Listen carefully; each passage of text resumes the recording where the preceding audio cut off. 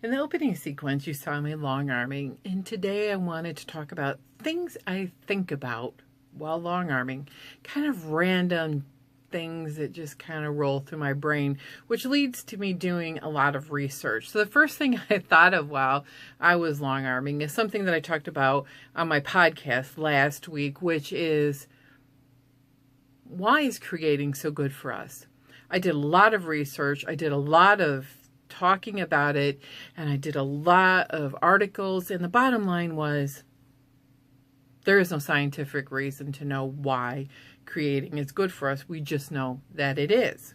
So then I got thinking, well, if we know that is good, then what's the scientific research about why is being outside good for us? And then I got looking and reading, and I read about all kinds of things like forest bathing, just being out in the woods. I live in a wooded, forested area. I know it's good for us. Being out and communing with nature is good. Lots of studies, lots of things about bacteria and all of these theories. And it kind of goes back to the creativity thing. We know fresh air, sunshine, being with nature, communing with nature, being in the dirt can be good for us. Sunshine, good for us. Yeah, there's no real good reason in this research I read scientifically proved why nature is good for us. I think that getting back to nature is such a classic theme in all kinds of articles and literature and stories and songs, and sometimes deep within us we want to get back to nature in simpler times. I don't know why it's good for us, but it is. You know, as my grandmas used to say, get outside, get some fresh air and sunshine. It's good for you. You'll feel better. You can play and do things. And I think it connects us to a simpler time as being children. But I do think the sun lifts a lot of people's mood. Careful though, no sunburns. That's bad. Bathing in forests. Yeah, I think that's good for you. I also think playing in the dirt with why people garden is good, and being with plants and animals. So then that also brought me to other researching topics and questions, such as I watched a show about design, interior design, and they were talking about feng shui. I didn't really know a whole lot about feng shui. I've researched it a time or two in the past. It was pretty complicated and academic, the papers I read, but I found some more things. I've been on Pinterest, and yeah, I found a lot of good things that were easily small amounts to digest, and there's so much to it about color, your personality, your year you were born, the orientation of your house, different zones of your house having different things. And it brought me to think that maybe I need to do some of this just to kind of change it up and bring a fresh perspective to my house. Well, I naturally follow feng shui most of the time in my house. I have a few things that are not curved pieces of furniture. They suggest curvilinear furniture. They also suggest your bed away from a wall. I don't have a room big enough for that. And clutter. There's always, working on picking up clutter. That was all about some things with feng shui.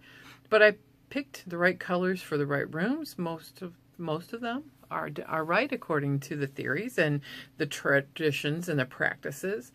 But a couple of things that it inspired me was they also recommend having plants in your house. I like that connection with nature and plants, and I don't have any plants in my house except for one. We called it a snake plant. I don't know the scientific name. And it suggested that I get a heart-shaped philodendron, and spider plants were on the list of plants that I should try to grow in my house. If I do well with those, because I'm doing better outside than house plants, then I'm going to try peace lily, which was on the recommended list. I've never done well with English ivies, Boston ferns, and palms, which were suggested. And the house, even though it faces south, the living spaces don't get tons of sunlight in the areas that I want to have real plants.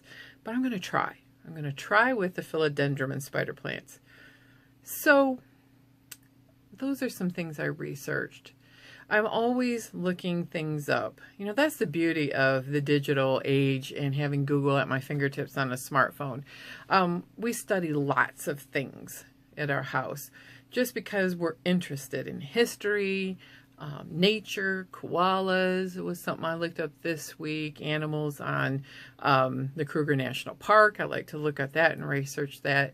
So what I'm posing to you is, what do you think about some of the things I researched this week? Like, why do you think creativity is good for you? I couldn't find a good study. If you find one, leave it in the comments below. Same with, why is being outside in nature good for us? I couldn't find anything that really came to a conclusion as to scientifically why. There were a lot of theories, but these are all things, well, my grandmas all knew it was good for us, and I knew my great-grandmas 100 years ago is when they lived. I mean, yeah, they lived about 100 years, and I knew them. I just thought it was something we all just took as a given.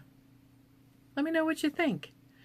And I hope that today's chatty random video has inspired you to be creative, because sometimes doing research really inspires me because it takes me down a very creative path. Quilt on, everyone, and be creative.